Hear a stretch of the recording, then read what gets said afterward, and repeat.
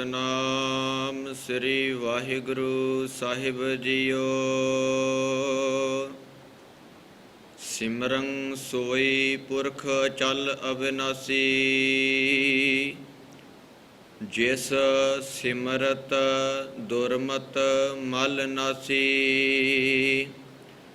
ਸਤਿਗੁਰ ਚਰਨ ਕਵਲ ਰਿਦ ਧਾਰੰ, ਗੁਰ ਅਰਜਨ ਗੁਣ ਸਹਿਜ ਵਿਚਾਰੰ। ਗੁਰ ਰਾਮਦਾਸ ਘਰ ਕੀਓ ਪਰਗਾਸਾ, ਸਗਲ ਮਨੋਰਥ ਪੂਰੀ ਆਸਾ। ਤੈ ਜਨਮਤ ਗੁਰਮਤ ਬ੍ਰਹਮ ਪਛਾਣਿਓ, ਕਲ ਜੋੜ ਕਰ ਸੋ ਜਸ ਵਖਾਣਿਓ। ਭਗਤ ਜੋਗ ਕਉ ਜੈਤ ਵਾਰ, ਹਰਿ ਜਨਕ ਉਪਾਇਓ। ਸ਼ਬਦ ਗੁਰੂ ਪ੍ਰਕਾਸਿਓ, ਹਰਿ ਰਸਨ ਬਸਾਇਓ। ਗੁਰ ਨਾਨਕ ਅੰਗਦ ਅਮਰ ਲਾਗ, ਉਤਮ ਪਦ ਪਾਇਓ।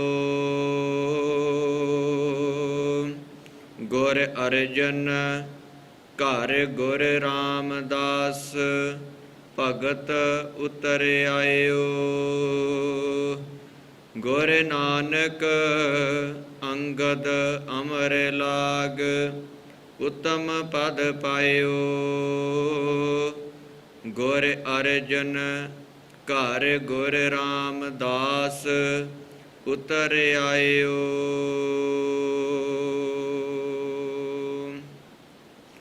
ਗਗਨ ਦਮਾਮਾ ਬਾਜਿਓ, ਪਰਿਓ ਨਿਸਨ ਘਾਓ। ਖੇਤ ਜੋ ਮੰਡਿਓ ਸੂਰਮਾ, ਅਬ ਜੂਜਨ ਕੋ ਦਾਓ। ਗਗਨ ਦਮਾਮਾ ਬਾਜਿਓ, ਪਰਿਓ ਨਿਸਨ ਘਾਓ। ਖੇਤ ਜੋ ਮੰਡਿਓ ਸੂਰਮਾ, ਅਬ ਜੂਜਨ ਕੋ ਦਾਓ। ਗੁਰੂ ਰੂਪ ਗੁਰੂ ਪਿਆਰੀ ਖਾਲਸਾ, ਸਾਜੀ ਨਿਵਾਜੀ ਪਰਮ ਸਤਿਕਾਰਯੋਗ ਖਾਲਸਾ ਸਾਧ ਸੰਗਤ ਜੀ। ਆਪ ਸਰਬਤ ਸੰਗਤਾਂ ਮਾਈ ਭਾਈ ਬਹੁਤ ਵਡਭਾਗੇ ਹੋ, ਜੋ ਆਪ ਜੀ ਸਤਿਗੁਰੂ ਜੀ ਦੀ ਪਾਵਨ ਪਵਿੱਤਰ ਹਜ਼ੂਰੀ ਅੰਦਰ ਪਹੁੰਚ ਕਰਕੇ ਆਪ ਜੀ ਨੇ ਹਾਜ਼ਰੀਆਂ ਭਰੀਆਂ ਹਨ।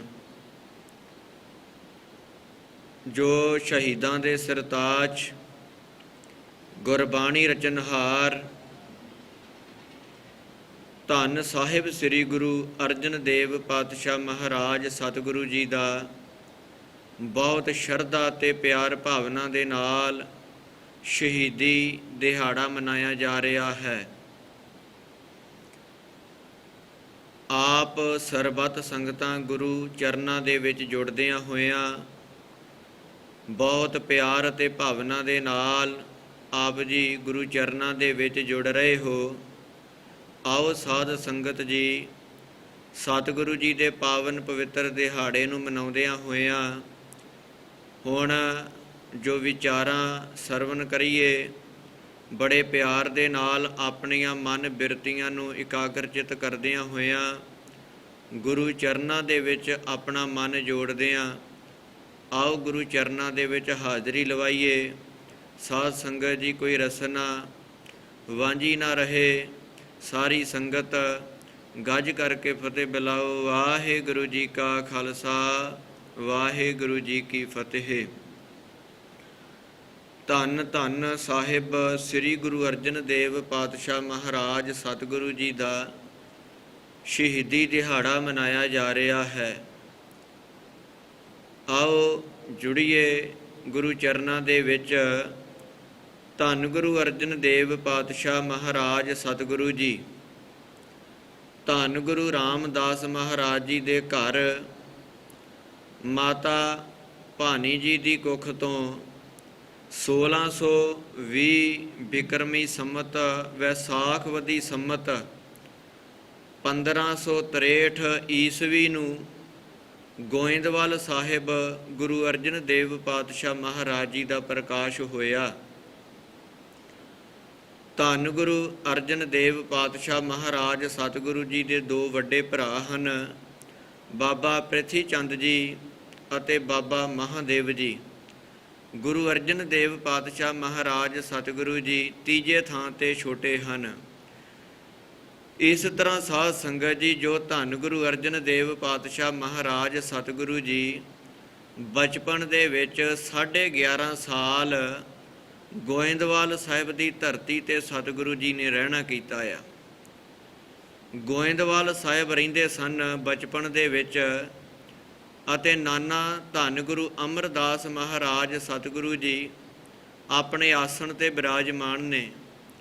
ਇੱਕ ਦਿਨ ਕੀ ਹੋਇਆ ਕਿ ਗੁਰੂ ਅਰਜਨ ਦੇਵ ਪਾਤਸ਼ਾਹ ਮਹਾਰਾਜ ਚੱਲਦੇ ਚੱਲਦੇ ਰਿੜਦੇ ਬਚਪਨ ਦੇ ਵਿੱਚ ਆਪਣੇ ਨਾਨਾ ਧੰਨ ਗੁਰੂ ਅਮਰਦਾਸ ਮਹਾਰਾਜ ਜੀ ਦੀ ਮੰਜੀ ਦੇ ਕੋਲ ਪਹੁੰਚ ਗਏ ਨੇ, ਜਿੱਥੇ ਗੁਰੂ ਅਮਰਦਾਸ ਮਹਾਰਾਜ ਸਤਿਗੁਰੂ ਜੀ ਬੰਦਗੀ ਕਰ ਰਹੇ ਨੇ, ਸਮਾਧੀ ਲੱਗੀ ਹੈ। ਉਸ ਵਕਤ ਜਦੋਂ ਗੁਰੂ ਅਰਜਨ ਦੇਵ ਜੀ ਪਾਵੇ ਨੂੰ ਫੜ ਕਰਕੇ ਮੰਜੀ ਨੂੰ ਫੜਿਆ ਹੈ, ਖੜੇ ਹੋਏ ਨੇ, ਤੇ ਉਸ ਵਕਤ ਮੰਜੀ ਹਿੱਲੀ ਹੈ। ਉਸ ਵਕਤ ਗੁਰੂ ਅਮਰਦਾਸ ਮਹਾਰਾਜ ਜੀ ਨੇ ਬਚਨ ਕੀਤੇ, ਕਹਿਣ ਲੱਗੇ, ਕੌਣ ਪ੍ਰਗਟਿਆ ਪੁਰਖ ਅਵਤਾਰੀ ਜਿਨ ਮੰਜੀ ਹਿਲਾਈ ਸਾਰੀ। ਕਹਿੰਦੇ ਭਾਈ ਇਹ ਕੌਣ ਹੈ?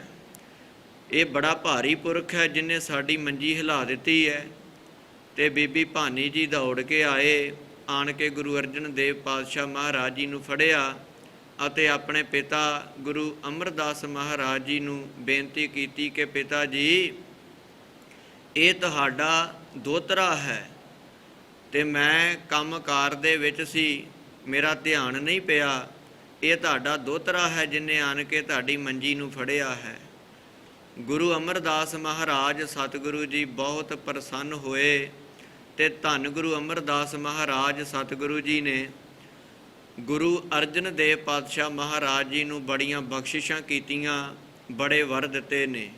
ਗੁਰੂ ਅਮਰਦਾਸ ਮਹਾਰਾਜ ਜੀ ਨੇ ਬਚਨ ਕੀਤੇ ਕਿ ਤੁਸੀਂ ਹੁਣੇ ਹੀ ਇਸ ਮੰਜੀ ਨੂੰ, ਇਸ ਗੱਦੀ ਨੂੰ ਫੜ ਰਹੇ ਹੋ, ਤੁਸੀਂ ਆਪਣੇ ਪਿਤਾ ਦੇ ਕੋਲੋਂ ਗੱਦੀ ਲਓਗੇ। ਗੁਰੂ ਸਾਹਿਬ ਨੇ ਇਹ ਬਚਨ ਕਰ ਦਿੱਤਾ ਕਿ ਅਜੇ ਸਮਾਂ ਨਹੀਂ ਹੈ, ਸਮਾਂ ਆਉਣ 'ਤੇ ਆਪਣੇ ਪਿਤਾ ਦੇ ਕੋਲੋਂ ਤੁਸੀਂ ਇਹ ਗੱਦੀ ਪ੍ਰਾਪਤ ਕਰੋਗੇ। ਨਾਲ ਬਚਨ ਕੀਤਾ ਬੀਬੀ ਭਾਨੀ ਜੀ ਨੂੰ ਕਿ ਤੁਹਾਡਾ ਪੁੱਤਰ ਬਹੁਤ ਭਾਰੀ ਗੁਰੂ ਹੋਵੇਗਾ, ਬਹੁਤ ਸਾਰੀਆਂ ਪ੍ਰੀਖਿਆਵਾਂ ਦੇ ਵਿੱਚ ਡੋਲੇਗਾ ਨਹੀਂ। ਅਤੇ ਗੁਰੂ ਅਮਰਦਾਸ ਮਹਾਰਾਜ ਜੀ ਨੇ ਇੱਕ ਹੋਰ ਬਚਨ ਕੀਤਾ, ਕਹਿਣ ਲੱਗੇ, ਇਹ ਜੋ ਸਾਡਾ ਦੋਹਤਾ ਹੈ ਨਾ, ਇਹ ਦੋਹਤਾ ਇਹ ਬਾਣੀ ਕਾ ਬੋਹਿਥਾ, ਇਹ ਬਾਣੀ ਕਾ ਬੋਹਿਥਾ ਹੈ, ਇਹ ਗੁਰਬਾਣੀ ਦਾ ਜਹਾਜ਼ ਤਿਆਰ ਕਰੇਗਾ। ਗੁਰੂ ਅਰਜਨ ਦੇਵ ਪਾਤਸ਼ਾਹ ਮਹਾਰਾਜ ਜੀ ਨੂੰ ਗੁਰੂ ਅਮਰਦਾਸ ਮਹਾਰਾਜ ਜੀ ਨੇ ਬੜੀਆਂ ਬਖਸ਼ਿਸ਼ਾਂ ਬਚਪਨ ਦੇ ਵਿੱਚ ਹੀ ਕਰ ਦਿੱਤੀਆਂ ਸਨ। ਤੇ ਸਾਧ ਸੰਗਤ ਜੀ, ਇਸ ਪ੍ਰਕਾਰ ਧੰਨ ਗੁਰੂ ਅਰਜਨ ਦੇਵ ਪਾਤਸ਼ਾਹ ਮਹਾਰਾਜ ਸਤਿਗੁਰੂ ਜੀ ਦੇ ਗ੍ਰਹਿ ਵਿਖੇ ਪੁੱਤਰ ਨਹੀਂ ਸੀ। ਤੇ ਜਦੋਂ ਮਾਤਾ ਗੰਗਾ ਜੀ ਨੇ ਬੇਨਤੀ ਕੀਤੀ ਹੈ ਤੇ ਗੁਰੂ ਅਰਜਨ ਦੇਵ ਪਾਤਸ਼ਾਹ ਮਹਾਰਾਜ ਜੀ ਨੇ ਆਪਣੇ ਮਹਿਲ ਮਾਤਾ ਗੰਗਾ ਜੀ ਨੂੰ ਬਾਬਾ ਬੁੱਢਾ ਸਾਹਿਬ ਜੀ ਦੇ ਕੋਲ ਭੇਜਿਆ ਕਿ ਬਾਬਾ ਬੁੱਢਾ ਸਾਹਿਬ ਜੀ ਅਰਦਾਸ ਕਰਨਗੇ, ਬਚਨ ਕਰਨਗੇ ਤੇ ਪੁੱਤਰ ਦੀ ਪ੍ਰਾਪਤੀ ਹੋਵੇਗੀ। ਤੇ ਜਦੋਂ ਪਹਿਲੀ ਵਾਰ ਗਏ ਨੇ, ਵਾਪਸ ਮੁੜਨਾ ਪਿਆ ਕਿਉਂਕਿ ਠਾਠ ਬਾਠ ਦੇ ਨਾਲ ਗਏ ਸੀ। ਦੂਸਰੀ ਵਾਰ ਮਾਤਾ ਗੰਗਾ ਜੀ ਪ੍ਰਸ਼ਾਦੇ ਤਿਆਰ ਕਰਕੇ ਲੈ ਕੇ ਗਏ ਨੇ, ਲੱਸੀ ਲੈ ਕੇ ਗਏ ਨੇ, ਬੜੇ ਭਾਵਨਾ ਦੇ ਨਾਲ ਪ੍ਰਸ਼ਾਦੇ ਤਿਆਰ ਕੀਤੇ ਨੇ। ਬਾਬਾ ਬੁੱਢਾ ਸਾਹਿਬ ਜੀ ਦੇ ਕੋਲ ਪਹੁੰਚੇ ਤੇ ਬਾਬਾ ਬੁੱਢਾ ਸਾਹਿਬ ਜੀ ਬਹੁਤ ਪ੍ਰਸੰਨ ਹੋਏ। ਇਸ ਤੋਂ ਸਾਨੂੰ ਇਹ ਵੀ ਸਿੱਖਿਆ ਮਿਲਦੀ ਹੈ ਸਾਧ ਸੰਗਤ ਜੀ ਕਿ ਜਦੋਂ ਵੀ ਗੁਰੂ ਦੇ ਘਰ ਵਿੱਚ ਚੱਲ ਕੇ ਆਉਣਾ ਹੈ ਤੇ ਆਪਣੇ ਮਨ ਨੂੰ ਨੀਵੇਂ ਕਰਕੇ ਆਉਣਾ ਹੈ, ਝੁਕ ਕੇ ਆਉਣਾ ਹੈ। ਤੇ ਗੁਰੂ ਸਾਹਿਬ ਦੇ ਚਰਨਾਂ ਦੇ ਵਿੱਚੋਂ ਸਭ ਦਾਤਾਂ ਮਿਲਦੀਆਂ ਨੇ ਜਦੋਂ ਅਸੀਂ ਨੀਵੇਂ ਬਣ ਕੇ ਜਾਂਦੇ ਹਾਂ। ਮਾਤਾ ਗੰਗਾ ਜੀ ਬੜੀ ਸਾਦਗੀ ਦੇ ਨਾਲ ਨੀਵੇਂ ਬਣ ਕੇ ਝੁਕ ਕੇ ਗਏ ਨੇ ਤੇ ਬਾਬਾ ਬੁੱਢਾ ਸਾਹਿਬ ਜੀ ਨੇ ਬਖਸ਼ਿਸ਼ਾਂ ਕੀਤੀਆਂ। ਗੰਢਾ ਭੰਨਿਆ, ਗੰਢੇ ਦੇ ਵਿੱਚੋਂ ਇੱਕ ਤੁਰੀ ਨਿਕਲ ਕੇ ਦੂਰ ਗਈ ਹੈ ਤੇ ਬਾਬਾ ਬੁੱਢਾ ਸਾਹਿਬ ਜੀ ਨੇ ਬਚਨ ਕੀਤੇ ਕਿ ਤੁਹਾਡੇ ਗ੍ਰਹਿ ਵਿਖੇ ਘਰ ਦੇ ਵਿੱਚ ਐਸਾ ਪੁੱਤਰ ਪ੍ਰਕਾਸ਼ ਲਏਗਾ ਕਿ ਜਿਵੇਂ ਇਹ ਗੰਢਾ ਭੰਨਿਆ ਹੈ, ਇਵੇਂ ਦੁਸ਼ਮਣਾਂ ਦੇ ਜ਼ਾਲਮਾਂ ਦੇ ਸਿਰ ਭੰਨੇਗਾ। ਇਹ ਦਾਤ ਮਿਲੀ ਹੈ ਬਾਬਾ ਬੁੱਢਾ ਸਾਹਿਬ ਜੀ ਦੇ ਕੋਲੋਂ, ਤੇ ਧੰਨ ਗੁਰੂ ਅਰਜਨ ਦੇਵ ਪਾਤਸ਼ਾਹ ਮਹਾਰਾਜ ਜੀ ਦੇ ਗ੍ਰਹਿ ਵਿਖੇ ਧੰਨ ਗੁਰੂ ਹਰਗੋਬਿੰਦ ਪਾਤਸ਼ਾਹ ਮਹਾਰਾਜ ਜੀ ਨੇ ਪ੍ਰਕਾਸ਼ ਲਿਆ ਹੈ। ਤੇ ਜਦੋਂ ਪ੍ਰਕਾਸ਼ ਲਿਆ ਸਾਧ ਸੰਗਤ ਜੀ, ਉਸ ਵਕਤ ਸਤਿਗੁਰੂ ਜੀ ਦਾ ਵੱਡਾ ਭਰਾ ਪ੍ਰਿਥੀ ਚੰਦ, ਜਿਹਦੇ ਮਨ ਦੇ ਵਿੱਚ ਬੜੀ ਈਰਖਾ ਸੀ, ਕਿਉਂਕਿ ਧੰਨ ਗੁਰੂ ਰਾਮਦਾਸ ਮਹਾਰਾਜ ਸਤਿਗੁਰੂ ਜੀ ਗੁਰਤਾ ਗੱਦੀ ਦੀ ਬਖਸ਼ਿਸ਼ ਗੁਰੂ ਅਰਜਨ ਦੇਵ ਪਾਤਸ਼ਾਹ ਮਹਾਰਾਜ ਜੀ ਨੂੰ ਕਰ ਗਏ ਨੇ, ਕਿਉਂਕਿ ਉਹ ਹੁਕਮ ਦੇ ਵਿੱਚ ਚੱਲਦੇ ਸੀ। ਬਾਬਾ ਪ੍ਰਿਥੀ ਚੰਦ ਜੀ, ਬਾਬਾ ਮਹਾਦੇਵ ਜੀ, ਉਹਨਾਂ ਨੇ ਉਸ ਤਰ੍ਹਾਂ ਹੁਕਮ ਨਹੀਂ ਮੰਨਿਆ ਜਿਵੇਂ ਗੁਰੂ ਅਰਜਨ ਦੇਵ ਮਹਾਰਾਜ ਜੀ ਹੁਕਮ ਦੇ ਵਿੱਚ ਚੱਲੇ ਨੇ। ਗੁਰੂ ਅਰਜਨ ਦੇਵ ਪਾਤਸ਼ਾਹ ਆਪਣੇ ਪਿਤਾ ਗੁਰੂ ਰਾਮਦਾਸ ਜੀ ਤੋਂ ਇੱਕ ਘੜੀ ਵੀ ਦੂਰ ਨਹੀਂ ਸੀ ਰਹਿੰਦੇ, ਪਰ ਗੁਰੂ ਸਾਹਿਬ ਜੀ ਦਾ ਹੁਕਮ ਮੰਨ ਕੇ ਆਪਣੇ ਤਾਏ ਸਿਹਾਰੀ ਮੱਲ ਦੇ ਨਾਲ ਗੁਰੂ ਸਾਹਿਬ ਜੀ ਲਾਹੌਰ ਗਏ ਤੇ ਬੜਾ ਲੰਬਾ ਸਮਾਂ ਗੁਰੂ ਰਾਮਦਾਸ ਜੀ ਤੋਂ ਦੂਰ ਰਹੇ, ਹੁਕਮ ਮੰਨਿਆ। ਇਸੇ ਤਰ੍ਹਾਂ ਸੇਵਾ ਦੇ ਵਿੱਚ ਚੱਲਦਿਆਂ ਗੁਰੂ ਅਰਜਨ ਦੇਵ ਪਾਤਸ਼ਾਹ ਮਹਾਰਾਜ ਜੀ ਨੇ ਹੁਕਮ ਮੰਨਦਿਆਂ ਸਾਰੀਆਂ ਸੇਵਾਵਾਂ ਨਿਭਾਈਆਂ ਤੇ ਗੁਰਤਾ ਗੱਦੀ ਦੀ ਬਖਸ਼ਿਸ਼ ਗੁਰੂ ਰਾਮਦਾਸ ਮਹਾਰਾਜ ਜੀ ਨੇ ਗੁਰੂ ਅਰਜਨ ਦੇਵ ਪਾਤਸ਼ਾਹ ਮਹਾਰਾਜ ਜੀ ਨੂੰ ਕਰ ਦਿੱਤੀ। ਹੁਣ ਪ੍ਰਿਥਵੀ ਚੰਦ ਬਹੁਤ ਦੁਖੀ ਹੈ। ਉਹ ਕਹਿੰਦਾ ਕਿ ਮੈਂ ਘਰ ਦੇ ਵਿੱਚ ਵੱਡਾ ਹਾਂ, ਗੁਰੂ ਘਰ ਦਾ ਸਾਰਾ ਕਾਰ ਵਿਹਾਰ, ਸਾਰੀ ਸੇਵਾ ਮੈਂ ਸੰਭਾਲਦਾ ਹਾਂ, ਸਭ ਕੁਝ ਮੇਰੇ ਹੱਥ ਵਿੱਚ ਹੈ, ਤੇ ਇਹ ਜਿਹੜੀ ਗੱਦੀ ਹੈ ਇਹ ਵੀ ਮੈਨੂੰ ਚਾਹੀਦੀ ਸੀ, ਗੱਦੀ ਦਾ ਮੈਂ ਅਧਿਕਾਰੀ ਹਾਂ। ਇਸੇ ਤਰ੍ਹਾਂ ਬੜੀ ਈਰਖਾ ਕੀਤੀ ਹੈ ਸਾਧ ਸੰਗਤ ਜੀ। ਕਾਰਨ ਜਿਹੜੇ ਹੈ ਬਹੁਤ ਬਣਦੇ ਨੇ ਗੁਰੂ ਸਾਹਿਬ ਜੀ ਦੀ ਸ਼ਹੀਦੀ ਦੇ। ਜੋ ਸਭ ਤੋਂ ਪਹਿਲਾਂ ਪ੍ਰਿਥਵੀ ਚੰਦ ਨੇ ਬੜਾ ਵਿਰੋਧ ਕੀਤਾ, ਬੜੀ ਈਰਖਾ ਕੀਤੀ, ਅਤੇ ਦੂਸਰੇ ਨੰਬਰ 'ਤੇ ਚੰਦੂ ਪਾਪੀ, ਜਿਸ ਨੇ ਆਪਣੀ ਲੜਕੀ ਦਾ ਰਿਸ਼ਤਾ ਜਿਹੜਾ ਗੁਰੂ ਅਰਜਨ ਦੇਵ ਪਾਤਸ਼ਾਹ ਜੀ ਦੇ ਸਪੁੱਤਰ ਗੁਰੂ ਹਰਗੋਬਿੰਦ ਸਾਹਿਬ ਜੀ ਦੇ ਨਾਲ ਹੋਇਆ ਸੀ, ਕਿਉਂਕਿ ਚੰਦੂ ਨੇ ਭੇਜਿਆ ਸੀ ਇੱਕ ਬ੍ਰਾਹਮਣ ਨੂੰ ਅਤੇ ਇੱਕ ਨਾਈ ਨੂੰ ਕਿ ਜਾ ਕੇ ਮੇਰੀ ਲੜਕੀ ਦਾ ਚੰਗੇ ਘਰ ਦੇ ਵਿੱਚ, ਚੰਗੀ ਕੁਲ ਦੇ ਵਿੱਚ ਰਿਸ਼ਤਾ ਕਰਕੇ ਆਓ।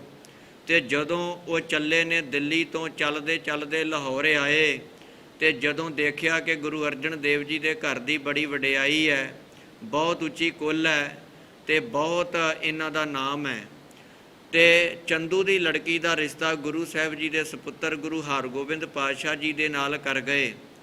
ਤੇ ਜਦੋਂ ਉਹਨਾਂ ਨੇ ਜਾ ਕੇ ਚੰਦੂ ਨੂੰ ਦੱਸਿਆ, ਤੇ ਚੰਦੂ ਨੇ ਇਹ ਕਹਿ ਦਿੱਤਾ ਕਿ ਤੁਸੀਂ ਚੁਬਾਰੇ ਦੀ ਇੱਟ ਮੋਰੀ ਦੇ ਨਾਲ ਲਾ ਦਿੱਤੀ ਹੈ, ਇਹ ਨਹੀਂ ਸੀ ਚਾਹੀਦਾ। ਚਲੋ ਹੁਣ ਜੋ ਵੀ ਹੋਇਆ ਠੀਕ ਹੈ। ਤੇ ਜਦੋਂ ਕੁੜਮਾਈ ਦਾ ਜਿਹੜਾ ਸਗਨ ਤੋਰਿਆ ਗਿਆ, ਇਹ ਸਾਰੇ ਸਗਨ ਲੈ ਕੇ ਆਏ ਨੇ। ਉਧਰ ਸੰਗਤਾਂ ਨੇ ਸੁਣ ਲਿਆ ਕਿ ਇਸ ਚੰਦੂ ਨੇ ਗੁਰੂ ਘਰ ਨੂੰ ਨੀਵਾਂ ਕੀਤਾ ਆ, ਇਹ ਬੋਲ ਬੋਲੇ ਨੇ, ਤੇ ਸੰਗਤਾਂ ਨੇ ਵੀ ਚਿੱਠੀ ਭੇਜ ਦਿੱਤੀ। ਤੇ ਇਧਰ ਧੰਨ ਗੁਰੂ ਅਰਜਨ ਦੇਵ ਪਾਤਸ਼ਾਹ ਮਹਾਰਾਜ ਜੀ ਦੇ ਹੱਥ ਵਿੱਚ ਜਦੋਂ ਚਿੱਠੀ ਆਈ, ਤੇ ਗੁਰੂ ਸਾਹਿਬ ਨੇ ਚਿੱਠੀ ਪੜ੍ਹੀ, ਤੇ ਉਸ ਵਕਤ ਸੰਗਤਾਂ ਦੀ ਬੇਨਤੀ ਨੂੰ ਮੰਨਦਿਆਂ ਗੁਰੂ ਸਾਹਿਬ ਜੀ ਨੇ ਇਨਕਾਰ ਕਰ ਦਿੱਤਾ ਕਿ ਅਸੀਂ ਇਹ ਰਿਸ਼ਤਾ ਪ੍ਰਵਾਨ ਨਹੀਂ ਕਰ ਸਕਦੇ, ਕਿਉਂਕਿ ਸਾਡੇ ਲਈ ਸੰਗਤ ਬਹੁਤ ਜ਼ਰੂਰੀ ਹੈ, ਅਸੀਂ ਸੰਗਤ ਦਾ ਹੁਕਮ ਮੰਨਣਾ ਹੈ। ਗੁਰੂ ਸਾਹਿਬ ਜੀ ਨੇ ਇਨਕਾਰ ਕਰ ਦਿੱਤਾ, ਅਤੇ ਜਦੋਂ ਰਿਸ਼ਤਾ ਮੋੜ ਦਿੱਤਾ, ਤੇ ਚੰਦੂ ਨੇ ਇਸ ਗੱਲ ਦਾ ਵੀ ਬੜਾ ਦੁੱਖ ਮਨਾਇਆ ਕਿ ਮੇਰੀ ਬੜੀ ਹੇਠੀ ਕੀਤੀ ਹੈ, ਮੇਰਾ ਨਿਰਾਦਰ ਕੀਤਾ ਹੈ ਰਿਸ਼ਤਾ ਮੋੜ ਕਰਕੇ। ਇੱਧਰ ਪ੍ਰਿਥਵੀ ਚੰਦ ਗੁਰਤਾ ਗੱਦੀ ਲੈਣੀ ਚਾਹੁੰਦਾ ਆ, ਦੂਸਰੇ ਪਾਸੇ ਸਾਧ ਸੰਗਤ ਜੀ ਜੋ ਚੰਦੂ, ਉਸ ਦੀ ਲੜਕੀ ਦਾ ਰਿਸ਼ਤਾ ਪ੍ਰਵਾਨ ਨਹੀਂ ਹੋਇਆ, ਤੇ ਚੰਦੂ ਆਪਣਾ ਵੈਰ ਕੱਢਣਾ ਚਾਹੁੰਦਾ ਆ। ਤੇ ਸਾਧ ਸੰਗਤ ਜੀ ਜੇ ਦੇਖਿਆ ਜਾਵੇ, ਇਹ ਕੋਈ ਵੱਡੇ ਕਾਰਨ ਸ਼ਹੀਦੀ ਦੇ ਨਹੀਂ ਬਣਦੇ, ਕਿਉਂਕਿ ਭਰਾਵਾਂ ਦੇ ਵਿੱਚ ਵੀ ਅਕਸਰ ਲੜਾਈਆਂ ਪੜ੍ਹਾਈਆਂ ਚੱਲਦੀਆਂ ਰਹਿੰਦੀਆਂ ਨੇ। ਤੇ ਜੋ ਚੰਦੂ ਹੈ, ਇਹਨੇ ਵੀ ਆਪਣਾ ਗੁੱਸਾ ਕੱਢਣਾ ਆ। ਇਹ ਵੀ ਦੋਵਾਂ ਘਰਾਣਿਆਂ ਦੇ ਵਿੱਚ ਗੁੱਸਾ ਹੁੰਦਾ ਜਦੋਂ ਕਿਤੇ ਇਹੋ ਜਿਹੀ ਗੱਲ ਬਣਦੀ ਹੈ, ਪਰ ਇਹ ਵੱਡੇ ਕਾਰਨ ਸ਼ਹੀਦੀ ਦੇ ਨਹੀਂ ਬਣਦੇ। ਤੇ ਸਾਧ ਸੰਗਤ ਜੀ ਤੀਜੇ ਨੰਬਰ 'ਤੇ ਕਾਰਨ ਬਣਦਾ ਅਹਿਮਦ ਸਰਹੰਦੀ, ਜੋ ਇਸਲਾਮ ਦੇ ਵਿੱਚ ਬਹੁਤ ਮੰਨਿਆ ਪਰਮੰਨਿਆ ਪੀਰ ਹੈ। ਇਸਲਾਮ ਧਰਮ ਦੇ ਵਿੱਚ ਬਹੁਤ ਇਸ ਦਾ ਸਤਿਕਾਰ ਹੈ, ਬਹੁਤ ਲੋਕ ਇਸ ਨੂੰ ਮੰਨਦੇ ਨੇ, ਇਸ ਦਾ ਸਤਿਕਾਰ ਕਰਦੇ ਨੇ। ਅਤੇ ਇਹ ਜਿਹੜਾ ਅਹਿਮਦ ਸਰਹੰਦੀ ਹੈ ਨਾ, ਇਹ ਵੀ ਗੁਰੂ ਨਾਨਕ ਸਾਹਿਬ ਦੇ ਘਰ ਨੂੰ ਦੇਖ ਕਰਕੇ ਇਹਦੇ ਮਨ ਦੇ ਵਿੱਚ ਬੜੀ ਈਰਖਾ ਆ। ਬਹੁਤ ਮਨ ਦੇ ਵਿੱਚ ਦੁੱਖ ਹੈ ਕਿ ਗੁਰੂ ਨਾਨਕ ਸਾਹਿਬ ਦੇ ਘਰ ਨੂੰ ਖਤਮ ਕੀਤਾ ਜਾਵੇ। ਗੁਰੂ ਨਾਨਕ ਸਾਹਿਬ ਦੇ ਘਰ ਦੇ ਨਾਲ ਬਹੁਤ ਸਾਰੇ ਮੁਸਲਮਾਨ ਵੀ ਜੁੜ ਰਹੇ ਨੇ, ਬਹੁਤ ਉਹਨਾਂ ਦੇ ਸ਼ਰਧਾਲੂ ਬਣ ਰਹੇ ਨੇ। ਜਿਵੇਂ ਸਾਈਂ ਮੀਆਂ ਮੀਰ ਜੀ ਵੀ ਬੜੇ ਗੁਰੂ ਘਰ ਦੇ ਸ਼ਰਧਾਲੂ ਬਣੇ ਨੇ, ਗੁਰੂ ਅਰਜਨ ਦੇਵ ਪਾਤਸ਼ਾਹ ਮਹਾਰਾਜ ਜੀ ਦੇ ਚਰਨਾਂ ਵਿੱਚ ਜੁੜੇ ਨੇ। ਇਹ ਅਹਿਮਦ ਸਰਹੰਦੀ ਵੀ ਗੁਰੂ ਨਾਨਕ ਦੇਵ ਮਹਾਰਾਜ ਜੀ ਦੇ ਘਰ ਨੂੰ ਖਤਮ ਕਰਨਾ ਚਾਹੁੰਦਾ ਆ। ਤੇ ਸਾਧ ਸੰਗਤ ਜੀ, ਚੌਥੇ ਨੰਬਰ 'ਤੇ ਜਹਾਂਗੀਰ ਬਾਦਸ਼ਾਹ, ਉਹ ਵੀ ਚਾਹੁੰਦਾ ਆ ਕਿ ਇਹ ਗੁਰੂ ਅਰਜਨ ਦੇਵ ਪਾਤਸ਼ਾਹ ਮਹਾਰਾਜ ਜੀ ਦਾ ਜੋ ਘਰ ਹੈ, ਇਸ ਨੂੰ ਕਹਿੰਦਾ ਕਿ ਇਹ ਦੁਕਾਨ ਚੱਲਦੀ ਹੈ। ਇਹਨਾਂ ਨੂੰ ਵੇਖ ਕੇ ਵੀ ਖੁਸ਼ ਨਹੀਂ ਹੈ। ਇਹ ਬੜੇ ਵੱਡੇ ਵੱਡੇ ਕਾਰਨ ਬਣਦੇ ਨੇ। ਤੇ ਸਾਧ ਸੰਗਤ ਜੀ, ਜਿਸ ਪ੍ਰਕਾਰ ਅਹਿਮਦ ਸਰਹੰਦੀ ਇਹ ਵੀ ਬਹੁਤ ਜ਼ਿਆਦਾ ਗੁਰੂ ਘਰ ਦੇ ਉਲਟ ਸੀ, ਇਹ ਖਤਮ ਕਰਨਾ ਚਾਹੁੰਦਾ ਸੀ ਇਸ ਗੱਦੀ ਨੂੰ। ਤੇ ਜਿਸ ਵਕਤ ਅਕਬਰ ਬਾਦਸ਼ਾਹ ਆਪਣੇ ਪੋਤਰੇ ਨੂੰ, ਸਾਧ ਸੰਗਤ ਜੀ, ਖੁਸਰੋ ਨੂੰ ਰਾਜ ਦੇਣਾ ਚਾਹੁੰਦਾ ਸੀ। ਤੇ ਉਸ ਵਕਤ ਅਕਬਰ ਬਾਦਸ਼ਾਹ ਦਾ ਪੁੱਤਰ ਸਲੀਮ, ਜਿਸ ਨੇ ਆਪਣਾ ਨਾਮ ਬਾਅਦ ਵਿੱਚ ਜਹਾਂਗੀਰ ਰੱਖਿਆ, ਇਹ ਸਲੀਮ ਇਹ ਗੱਦੀ ਆਪ ਲੈਣਾ ਚਾਹੁੰਦਾ ਸੀ। ਤੇ ਜਿਸ ਵਕਤ ਸਾਧ ਸੰਗਤ ਜੀ ਇਸ ਖੁਸਰੋ ਨੇ ਵੀ ਬਗਾਵਤ ਬਾਅਦ ਵਿੱਚ ਕੀਤੀ ਹੈ। ਉਸ ਤੋਂ ਪਹਿਲਾਂ ਜੋ ਇਸ ਦਾ ਪੁੱਤਰ ਸਲੀਮ ਹੈ, ਇਸ ਨੇ ਬਗਾਵਤ ਕਰ ਦਿੱਤੀ। ਤੇ ਇਸ ਸਲੀਮ ਦਾ ਮਿਲਾਪ ਇਸ ਪੀਰ ਅਹਿਮਦ ਸਰਹੰਦੀ ਦੇ ਨਾਲ ਹੋਇਆ। ਤੇ ਜਦੋਂ ਹੋਇਆ ਤੇ ਇਸ ਨੇ ਕਹਿਣਾ ਕੀਤਾ ਕਿ ਮੈਨੂੰ ਰਾਜ ਭਾਗ ਦਿਵਾਓ। ਤੇ ਅਹਿਮਦ ਸਰਹੰਦੀ ਅੱਗੇ ਹੀ ਮੌਕਾ ਲੱਭਦਾ ਸੀ। ਤੇ ਉਸ ਨੇ ਆਖਿਆ ਕਿ ਜੇ ਮੈਂ ਤੈਨੂੰ ਰਾਜ ਭਾਗ ਦਿਵਾ ਦਿਆਂ ਤੇ ਤੂੰ ਇਸਲਾਮ ਦੀ ਉન્નਤੀ ਦੇ ਲਈ ਕੀ ਕਰੇਂਗਾ, ਇਸਲਾਮ ਧਰਮ ਦੇ ਲਈ ਤੂੰ ਕੀ ਕਰੇਂਗਾ। ਉਸ ਵਕਤ ਸਲੀਮ ਇਸ ਜਹਾਂਗੀਰ ਨੇ ਕਹਿਣਾ ਕੀਤਾ ਕਿ ਤੂੰ ਮੈਨੂੰ ਰਾਜ ਭਾਗ ਦਿਵਾ ਦੇ, ਮੈਂ ਇਸਲਾਮ ਦੇ ਲਈ ਔਖੇ ਤੋਂ ਔਖਾ ਕੰਮ ਵੀ ਕਰਾਂਗਾ, ਮੈਂ ਜੋ ਵੀ ਤੁਸੀਂ ਕਹੋਗੇ ਮੈਂ ਕਰਾਂਗਾ। ਤੇ ਉਸ ਵਕਤ ਪੀਰ ਅਹਿਮਦ ਸਰਹੰਦੀ ਨੇ ਕਹਿਣਾ ਕੀਤਾ ਕਿ ਜੋ 3-4 ਪੁਸ਼ਤਾਂ ਤੋਂ ਗੁਰੂ ਨਾਨਕ ਸਾਹਿਬ ਜੀ ਦੀ ਗੱਦੀ ਜਿਹੜੀ ਚੱਲਦੀ ਆ ਰਹੀ ਹੈ, ਇਸ ਦੁਕਾਨ ਨੂੰ ਬੰਦ ਕਰਨਾ ਹੈ, ਇਸ ਗੱਦੀ ਨੂੰ ਖਤਮ ਕਰਨਾ ਹੈ। ਬਹੁਤ ਸਾਰੇ ਮੁਸਲਮਾਨ ਵੀ ਇਸ ਘਰ ਦੇ ਨਾਲ ਜੁੜ ਰਹੇ ਨੇ, ਸ਼ਰਧਾਲੂ ਬਣ ਰਹੇ ਨੇ, ਇਸ ਕਰਕੇ ਇਸ ਦੁਕਾਨ ਨੂੰ ਬੰਦ ਕਰਨਾ ਆ। ਤੇ ਜੋ ਇਹ ਸਲੀਮ ਜਿਹੜਾ ਬਾਅਦ ਵਿੱਚ ਜਹਾਂਗੀਰ ਨੇ ਨਾਮ ਰੱਖਿਆ, ਇਸ ਨੇ ਮਨਜ਼ੂਰ ਕਰ ਲਿਆ ਕਿ ਮੈਂ ਬਿਲਕੁਲ ਤੁਹਾਡੇ ਨਾਲ ਆ, ਮੈਨੂੰ ਰਾਜ ਭਾਗ ਦਿਵਾ ਦਿਓ। ਤੇ ਇਸ ਅਹਿਮਦ ਸਰਹੰਦੀ ਨੇ ਵਿੱਚ ਪੈ ਲੈ ਕੇ ਅਕਬਰ ਬਾਦਸ਼ਾਹ ਦੇ ਨਾਲ ਸੁਲ੍ਹਾ ਕਰਵਾ ਦਿੱਤੀ। ਤੇ ਹੌਲੀ ਹੌਲੀ ਜਿਹੜਾ ਰਾਜ ਭਾਗ ਹੈ ਉਹ ਜਹਾਂਗੀਰ ਨੂੰ ਦਿਵਾ ਦਿੱਤਾ।